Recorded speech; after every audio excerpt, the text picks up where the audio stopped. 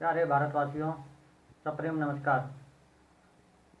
हम सभी जानते हैं कि 26 जनवरी 1950 को हमारे देश का संविधान बना था। उस संविधान में कई प्रकार की कमियां थीं, जो आज मैं आपके सामने बता रहा हूं। जो संविधान अंग्रेज़ों ने गवर्नमेंट ऑफ इंडिया एक्ट 1935 के अंतर्गत हमें लूटने के लिए बनाया लिया था, उसी को संविधान बनाने वालों ने इधर उधर फेरबदल करके पूरी तरह से अपना लिया था। कहा जाता है कि इसको बनाने में 2 साल 11 महीने 18 दिन लगे थे, लेकिन हकीकत यह है कि संविधान सभा ने सिर्फ 166 घंटे ही संविधान बनाने के लिए काम किया था। इस हिसाब से अगर 8 घंटे प्रतिदिन काम हो तो सिर्फ 20 दिन में ही संविधान बन गया था। हमारे परम पूजनीय राजीव दीक्षित जी ने इस बात को विस्तार से बताया था। ये शब्द जो मैं आपके सामने समक्ष उपस्थित कर रहा हूँ, पेश कर रहा हूँ, ये सब उन्हीं के द्वारा कहे हुए हैं।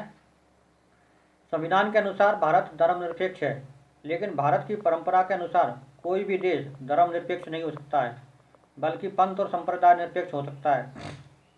मनुस्मृति में धर्म के 10 लक्षण दिए गए हैं। जो उनको अपनाए वह धार्मिक है, भले ही वो किसी भी धर्म या जाति का हो।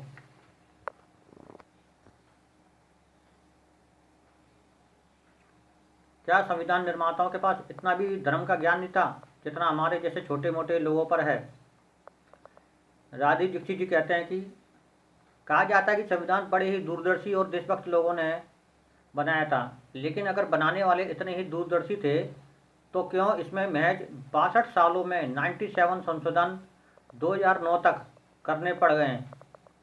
रही बात देशभक्ति की, तो हिंदी के साथ साथ संविधान को अंग्रेजी में क्यों लिखा गया? क्या भारत में क्या और कोई समृद्ध भाषा नहीं थी जिसमें संविधान को लिखा जा सकता था? आदरणीय अंबेडकर साहब ने 1953 में राज्यसभा में जमकर इसका विरोध किया था।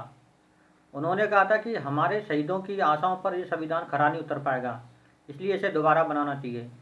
ये शब्द स्वयं अंबेडकर साहब जी के हैं और हमारे राजीव दीक्षित जी ने इनको दोबारा से पेश किया है।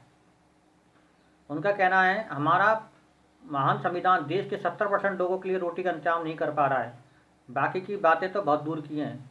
ये देश 5000 साल तक पवित्र गीता द्वारा दिखाए मार्ग पर चला और विश्व गुरु बनने में कामयाब रहा है।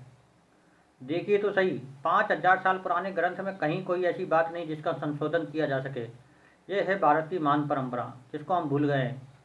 ध्यान रखिए, जो दुख व्यवस्था जनित हो उसको किसी प्रकार से दूर नहीं किया जा सकता है। जय भारत, वंदे मातरम, भारत माता की जय, जय हिंद।